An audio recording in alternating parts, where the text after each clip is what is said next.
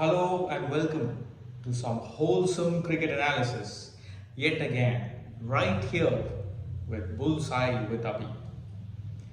Just when we felt we had seen it all yesterday with so much of drama, the love and hate on a cricket field, how often would you see both teams not shaking hands, not looking into each other's eyes, parting ways on the cricket field as the game ends?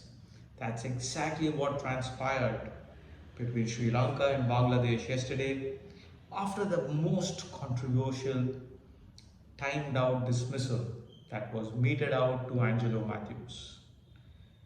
That had happened for the first ever time on a cricket field, and it was happening for the first time in World Cup ODI history too. And just when we felt that something else bigger than that in terms of drama would not happen, here we are today and have been treated to an absolute nail biter between Afghanistan and Australia. Who would have thought that the minnows of Afghanistan, of course, by the way that they have played in this tournament, they should not be called the minnows, but then against the mighty Aussies, who would have given them a chance? And looking at the way the result has gone today, Australia has managed to cross the line, but not without a big stutter, some serious hiccups along the way, except for that one scintillating knock. In fact, single-handedly getting Australia across the line, that double hundred from Glen Maxwell. For starters, this match between Afghanistan and Australia would have been something for Australia to try and experiment with.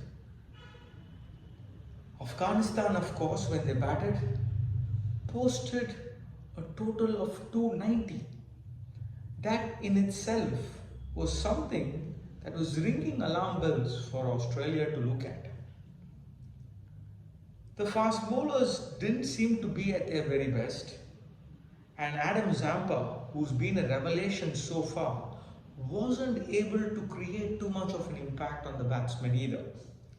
Ibrahim Zadran, with that excellent 100, held the innings together and was also instrumental in Afghanistan putting up that large total on the board.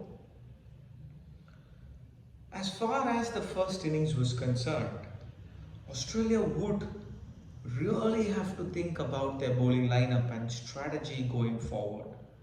Having qualified for the semis now, one of the bigger sides can definitely attack their faster men and put pressure because of the bowling depth that they have. Almost seems as though the lack of options. Probably Stoinis, Mitchell Marsh maybe would have to roll an arm over. Now there is reliance on Glen Maxwell for his entire quota of 10 overs. Maybe they would want to try out somebody like a Maxwell within the power play, or even get Adam Zampa in early and then try and rotate the faster men at the later stages. Also, Cummins is the first change bowler. For someone like me, feels a little off colour. May not be a bad idea to try Cummins with the new ball because he likes that zip and also has been a wicket taker for Australia in the past. Hazelwood has been first change earlier. May not be a bad idea in terms of a new strategy to surprise teams and give Cummins the new ball. If you look at Afghanistan and the way that they played today, hats off for their journey and the way they have stunned some of the bigger teams in the tournament so far. They can go from the World Cup with a lot of heart and as being a team to reckon with going forward. As they play more and more games in the international arena, particularly Test cricket, this team could really come of age. If you look at the spin department with Noor Ahmed, Mujibur Rahman, the illustrious and their veteran Rashid Khan, Mujibur Rahman, They have the variety in the spinning options. Even the batting too. Some of the newer names, Shahidi and Rahmatullah Gurbaz, Ibrahim Zadran today, have all been putting their arms up at different junctures of the tournament. And let's just come down to the chase. When Australia was batting, the team was 90 for 7 at one stage. Would you believe it? From 90 for 7, came all the way up to winning this match. 293 for 7 on the board, courtesy that mammoth double hundred from Glen Maxwell. 201 of just 128 balls. A lot of questions were being asked about his place in the side. Could you imagine that? And over the last few games, he has been an absolute revelation. Something to take home for Australia from this game would be the fact that despite a batting collapse of that order, they were able to claw back, and that never say die attitude that the Australian side is always known for was on full display today. That is something to take home, but many more questions than answers, many more worries than problems of plenty for Australia. There has been reliance on David Warner at the top of the order, and when David Warner collapses, this can decisively happen. So a cue for some of the opposition teams, particularly going into the semi-finals, would be to attack the openers, put them under pressure and see if they can get an early wicket or two and put pressure on the middle order. In the middle order too, one batsman who's been consistent in the tournament so far has been Manas Labuschagne, and now Glen Maxwell coming of age and coming into some splendid form augurs well for them going into the semi-finals. But more cues for the opposition teams, looking at their performance today, something for Australia to regroup and think about as well.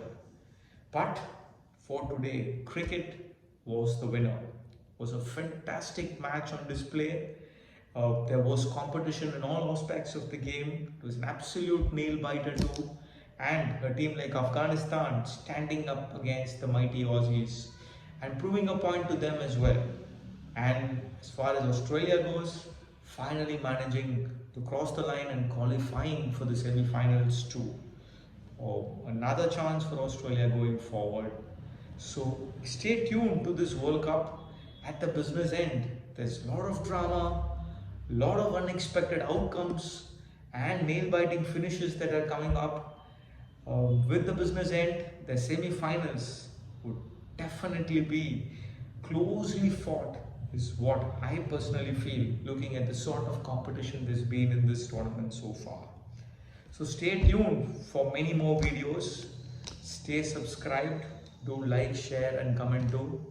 Thanks for hearing me out in this video, and would want to see you again on another.